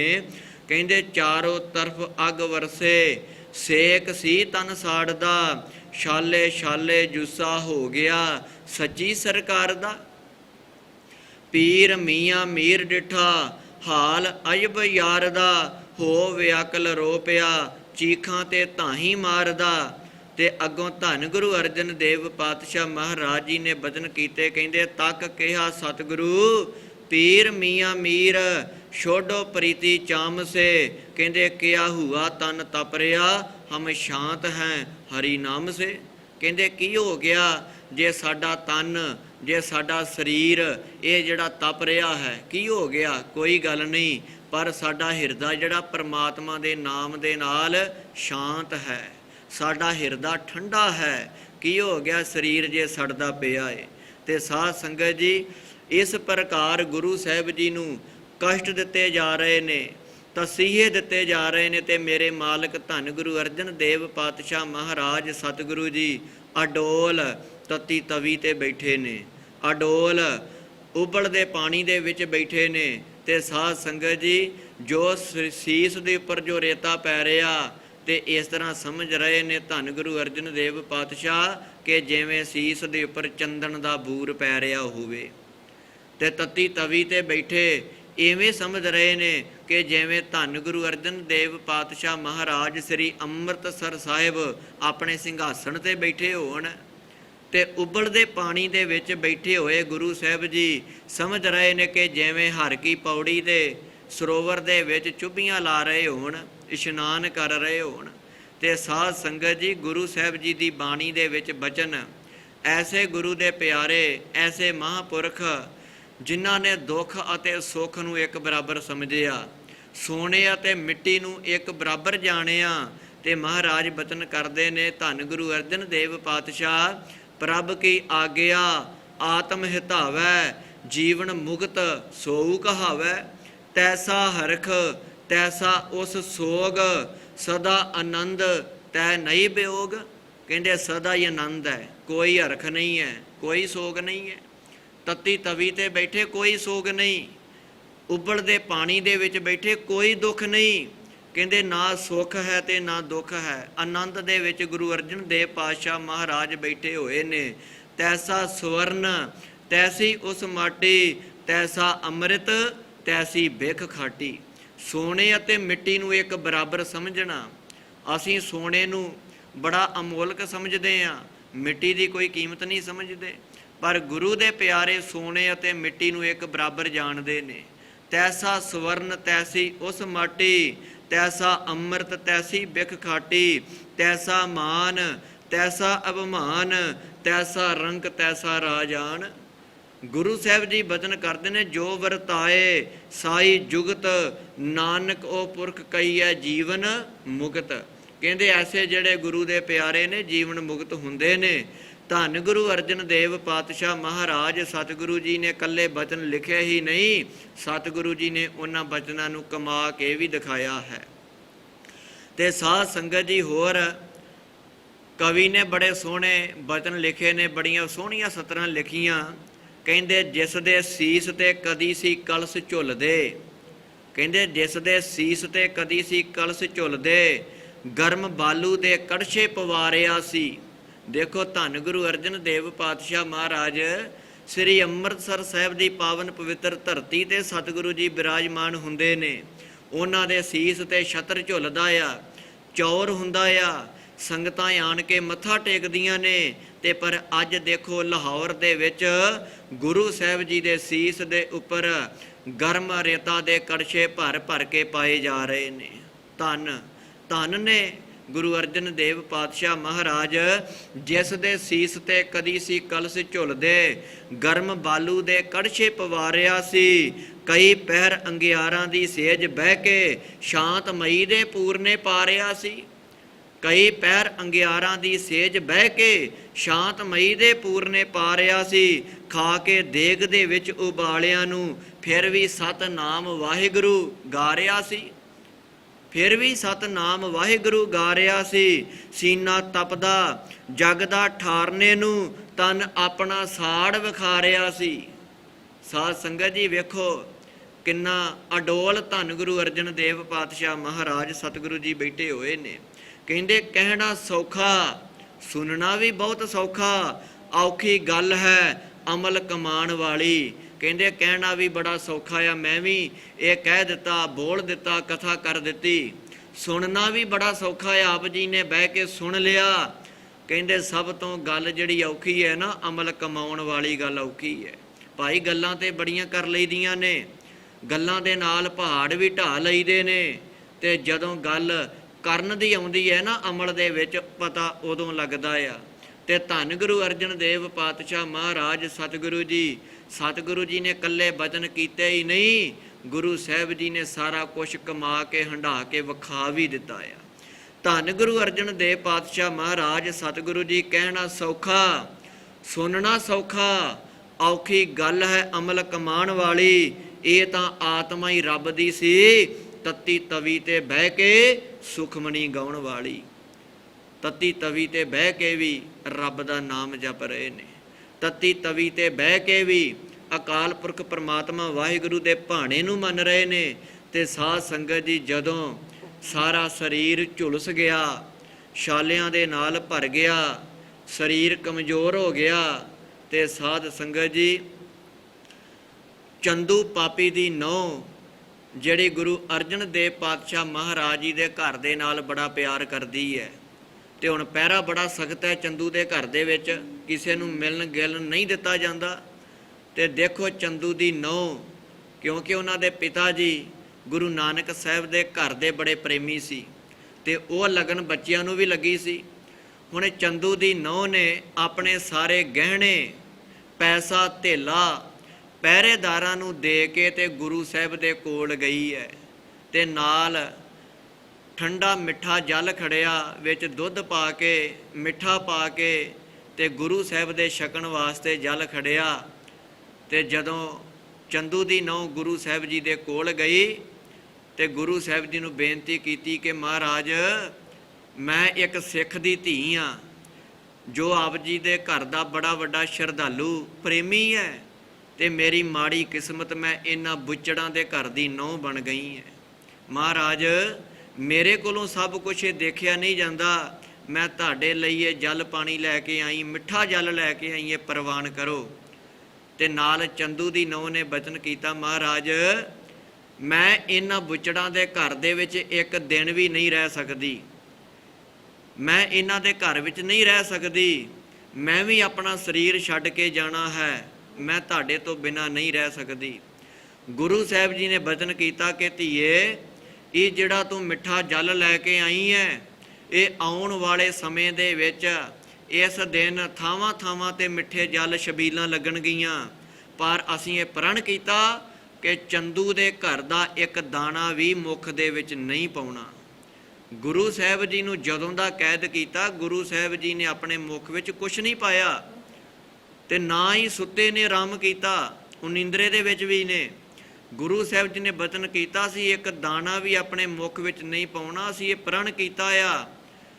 ਤੇ ਚੰਦੂ ਦੀ ਨਹੁੰ ਨੇ ਕਹਿਣਾ ਕੀਤਾ, ਮਹਾਰਾਜ ਜੇ ਤੁਸੀਂ ਆਪਣੇ ਮੁੱਖ ਵਿੱਚ ਕੁਛ ਨਹੀਂ ਪਾਉਣਾ ਤੇ ਮੈਂ ਵੀ ਚੰਦੂ ਦੇ ਘਰ ਦਾ ਇੱਕ ਦਾਣਾ ਵੀ ਮੁੱਖ ਵਿੱਚ ਨਹੀਂ ਪਾਵਾਂਗੀ। ਆਖੋ ਸਤਨਾਮ ਸ੍ਰੀ ਵਾਹਿਗੁਰੂ। ਤੇ ਚੰਦੂ ਦੀ ਨਹੁੰ ਉਹਨੇ ਆਖਿਆ, ਮਹਾਰਾਜ ਮੈਂ ਵੀ ਆਪਣੇ ਪ੍ਰਾਣ ਛੱਡ ਕੇ ਮੈਂ ਜਾਵਾਂਗੀ, ਮੈਂ ਇਸ ਘਰ ਦੇ ਵਿੱਚ ਨਹੀਂ ਰਹਿਣਾ ਤੇ ਮੈਨੂੰ ਨਾਲ ਲੈ ਕੇ ਜਾਣਾ ਜੇ। ਧੰਨ ਗੁਰੂ ਅਰਜਨ ਦੇਵ ਪਾਤਸ਼ਾਹ ਮਹਾਰਾਜ ਜੀ ਨੇ ਬਚਨ ਕੀਤੇ ਕਿ ਧੀਏ ਤੂੰ ਵੀ ਸਾਡੇ ਨਾਲ ਜਾਵੇਂਗੀ। ਜਿਸ ਤਰ੍ਹਾਂ ਇੱਕ ਸੱਪ ਕੁੰਜ ਨੂੰ ਲਾਹ ਕੇ ਤੁਰ ਪੈਂਦਾ ਆ, ਤੂੰ ਵੀ ਆਪਣੇ ਪ੍ਰਾਣਾਂ ਨੂੰ ਛੱਡ ਕੇ, ਸਰੀਰ ਨੂੰ ਛੱਡ ਕੇ ਤੇ ਸੱਚਖੰਡ ਦੇ ਵਿੱਚ ਜਾਵੇਂਗੀ। ਧੰਨ ਗੁਰੂ ਅਰਜਨ ਦੇਵ ਪਾਤਸ਼ਾਹ ਮਹਾਰਾਜ ਜੀ ਨੇ ਬਚਨ ਕੀਤੇ। ਚੰਦੂ ਦੀ ਨਹੁੰ ਇਹ ਗੁਰੂ ਸਾਹਿਬ ਜੀ ਦੇ ਬਚਨ ਸੁਣ ਕੇ ਚਲੀ ਗਈ ਹੈ। ਤੇ ਸਾਧ ਸੰਗਤ ਜੀ, ਹੁਣ ਜਦੋਂ ਸਤਿਗੁਰੂ ਜੀ ਦਾ ਸਰੀਰ ਬਹੁਤ ਝੁਲਸਿਆ, ਬਹੁਤ ਕਸ਼ਟਾਂ ਦੇ ਵਿੱਚ ਹੈ, ਤੇ ਹੁਣ ਚੰਦੂ ਨੇ ਆਖਿਆ ਕਿ ਤੁਹਾਡੀ ਆਖਰੀ ਇੱਛਾ ਕੀ ਹੈ? ਗੁਰੂ ਅਰਜਨ ਦੇਵ ਪਾਤਸ਼ਾਹ ਜੀ ਨੇ ਬਚਨ ਕੀਤੇ ਕਿ ਅਸੀਂ ਰਾਵੀ ਦਰਿਆ ਦੇ ਵਿੱਚ ਜਾ ਕੇ ਇਸ਼ਨਾਨ ਕਰਨਾ ਹੈ। ਤੇ ਚੰਦੂ ਪਾਪੀ ਲੈ ਕੇ ਗਿਆ, ਬੜੇ ਪਹਿਰੇ ਦੇ ਵਿੱਚ ਬੜੇ ਸਿਪਾਹੀ ਲੱਗੇ ਨੇ, ਤੇ ਗੁਰੂ ਸਾਹਿਬ ਜੀ ਨੇ ਉੱਥੇ ਇਸ਼ਨਾਨ ਕੀਤਾ ਰਾਵੀ ਦੇ ਵਿੱਚ, ਤੇ ਨਾਲ ਜਪਜੀ ਸਾਹਿਬ ਜੀ ਦੀ ਬਾਣੀ ਦਾ ਜਾਪ ਕੀਤਾ, ਅਰਦਾਸ ਬੇਨਤਾ ਕੀਤਾ। ਤੇ ਸਾਧ ਸੰਗਤ ਜੀ, ਧੰਨ ਗੁਰੂ ਅਰਜਨ ਦੇਵ ਪਾਤਸ਼ਾਹ ਮਹਾਰਾਜ ਸਤਿਗੁਰੂ ਜੀ ਜੋ 22 ਜੇਠ 1662 ਬਿਕਰਮੀ ਦੇ ਵਿੱਚ 1605 ਈਸਵੀ ਨੂੰ ਸਤਿਗੁਰੂ ਜੀ ਜਪਜੀ ਸਾਹਿਬ ਜੀ ਦੀ ਬਾਣੀ ਦਾ ਜਾਪ ਕਰਕੇ, ਅਰਦਾਸ ਬੇਨਤੀ ਕਰਕੇ ਸਤਿਗੁਰੂ ਜੀ ਨੇ ਆਪਣਾ ਸਰੀਰ ਛੱਡ ਦਿੱਤਾ। ਅਤੇ ਉਸ ਤੋਂ ਬਾਅਦ ਜੋ ਚੰਦੂ ਦੀ ਨਹੁੰ ਹੈ ਤੇ ਸਾਧ ਸੰਗਤ ਜੀ, ਉਹਨਾਂ ਨੇ ਵੀ ਆਪਣਾ ਸਰੀਰ ਛੱਡ ਦਿੱਤਾ ਤੇ ਉਹ ਵੀ ਸੱਚਖੰਡ ਨੂੰ ਚਲੇ ਗਏ। ਧੰਨ ਗੁਰੂ ਅਰਜਨ ਦੇਵ ਪਾਤਸ਼ਾਹ ਮਹਾਰਾਜ ਸਤਿਗੁਰੂ ਜੀ ਸਰੀਰ ਕਰਕੇ 42 ਸਾਲ 1 ਮਹੀਨਾ ਤੇ 27 ਦਿਨ ਗੁਰੂ ਸਾਹਿਬ ਜੀ ਸਰੀਰ ਕਰਕੇ ਇਸ ਸੰਸਾਰ ਦੇ ਵਿੱਚ ਰਹੇ ਨੇ। ਤੇ ਗੁਰੂ ਸਾਹਿਬ ਜੀ 24 ਸਾਲ 9 ਮਹੀਨੇ ਅਤੇ 2 ਦਿਨ ਗੁਰਤਾ ਗੱਦੀ ਦੇ ਉੱਪਰ ਬਿਰਾਜਮਾਨ ਹੋ ਕੇ ਸੰਗਤਾਂ ਦਾ ਭਲਾ ਕੀਤਾ, ਸੰਗਤਾਂ ਨੂੰ ਤਾਰਿਆ ਤੇ ਸਾਧ ਸੰਗਤ ਜੀ ਸਭ ਦੇ ਨਾਲ ਪਿਆਰ ਕੀਤਾ। ਇਸ ਪ੍ਰਕਾਰ ਧੰਨ ਗੁਰੂ ਅਰਜਨ ਦੇਵ ਪਾਤਸ਼ਾਹ ਮਹਾਰਾਜ ਸਤਿਗੁਰੂ ਜੀ ਇਸੇ ਤਰ੍ਹਾਂ ਬਹੁਤ ਤਸੀਹਿਆਂ ਨੂੰ, ਕਸ਼ਟਾਂ ਨੂੰ ਝੱਲਦਿਆਂ ਹੋਇਆਂ ਸਾਧ ਸੰਗਤ ਜੀ ਸੱਚਖੰਡ ਨੂੰ ਚਲੇ ਗਏ। ਤੇ ਮਗਰੋਂ ਧੰਨ ਗੁਰੂ ਹਰਗੋਬਿੰਦ ਪਾਤਸ਼ਾਹ ਮਹਾਰਾਜ ਸਤਿਗੁਰੂ ਜੀ ਨੇ ਸਾਰੀ ਜਿਹੜੀ ਸੇਵਾ ਆ ਗੁਰੂ ਨਾਨਕ ਸਾਹਿਬ ਦੇ ਘਰ ਦੀ ਜਿਹੜੀ ਸੇਵਾ ਸੰਭਾਲੀ ਹੈ। ਧੰਨ ਗੁਰੂ ਅਰਜਨ ਦੇਵ ਪਾਤਸ਼ਾਹ ਮਹਾਰਾਜ ਸਤਿਗੁਰੂ ਜੀ ਜੋ ਸਾਡੇ ਲਈ ਗੁਰਬਾਣੀ ਰੂਪ ਜਹਾਜ਼ ਸਾਨੂੰ ਤਿਆਰ ਕਰਕੇ ਦੇ ਕੇ ਗਏ ਨੇ। ਅੱਜ ਵੀ ਗੁਰੂ ਦੇ ਪਿਆਰੇ ਗੁਰੂ ਦੀ ਬਾਣੀ ਪੜ੍ਹਦੇ ਨੇ, ਗੁਰੂ ਦੀ ਬਾਣੀ ਦਾ ਜਾਪ ਕਰਦੇ ਨੇ, ਗੁਰੂ ਦੀਆਂ ਸੰਗਤਾਂ ਦਾ ਭਲਾ ਹੁੰਦਾ ਹੈ। ਤੇ ਸਾਧ ਸੰਗਤ ਜੀ, ਅਸੀਂ ਵੱਧ ਤੋਂ ਵੱਧ ਗੁਰਬਾਣੀ ਦਾ ਜਾਪ ਕਰੀਏ, ਬਾਣੀ ਪੜ੍ਹੀਏ ਤੇ ਵਹਿਮਾਂ ਭਰਮਾਂ ਦੇ ਵਿੱਚੋਂ ਨਿਕਲ ਕਰਕੇ ਧੰਨ ਗੁਰੂ ਨਾਨਕ ਦੇਵ ਮਹਾਰਾਜ ਜੀ ਦੇ ਘਰ ਦੇ ਨਾਲ ਜੁੜੀਏ, ਬਾਣੀ ਅਤੇ ਬਾਣੇ ਦੇ ਧਾਰਨੀ ਹੋਈਏ। ਇੰਨੀਆਂ ਕੁ ਆਪ ਜੀ ਨੇ ਬੇਨਤੀਆਂ ਪ੍ਰਵਾਨ ਕਰਨੀਆਂ ਜੀ। ਹੋਈਆਂ ਭੁੱਲਾਂ ਚੁੱਕਾਂ ਦੀ ਖਿਮਾ, ਅੱਗੇ ਤੋਂ ਸਤਿਗੁਰੂ ਜੀ ਸਮਤ ਬਖਸ਼ਿਸ਼ ਕਰਨ। ਆਓ ਸਾਧ ਸੰਗਤ ਜੀ ਫਤਿਹ ਦੀ ਸਾਂਝ ਪਾਈਏ। ਸਾਰੀਆਂ ਸੰਗਤਾਂ ਗੱਜ ਕਰਕੇ ਫਤਿਹ ਬੁਲਾਓ। ਵਾਹਿਗੁਰੂ ਜੀ ਕਾ ਖਾਲਸਾ, ਵਾਹਿਗੁਰੂ ਜੀ ਕੀ ਫਤਿਹ।